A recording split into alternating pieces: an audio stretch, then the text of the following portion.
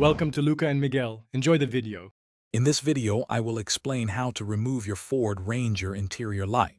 First, gather your tools, specifically a small flathead screwdriver and a plastic trim removal tool. It's crucial to turn off your Ford Ranger's ignition to avoid any electrical shorts or accidental power surges during the process. Once your tools are ready and the power is off, locate the dome light assembly, which is typically centered in the headliner above the front seats.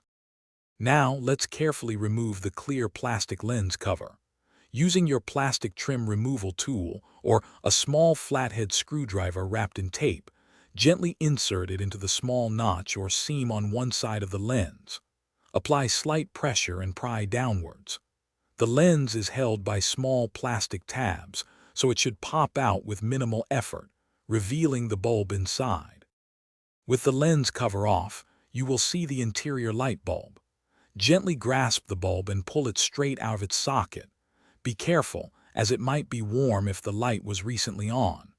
Take note of the bulb type, which is commonly a festoon-style bulb, so you can get the correct replacement. When inserting a new bulb, try to avoid touching the glass with your bare fingers to prevent oil residue.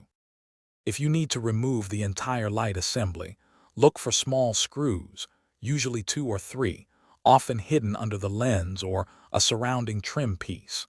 Once these screws are removed, use your trim removal tool to gently pry the entire housing downwards from the headliner. It is usually held by a few clips in addition to the screws. Disconnect any electrical connectors before fully removing the assembly. Thanks for watching and please subscribe. It's the best investment you'll ever make.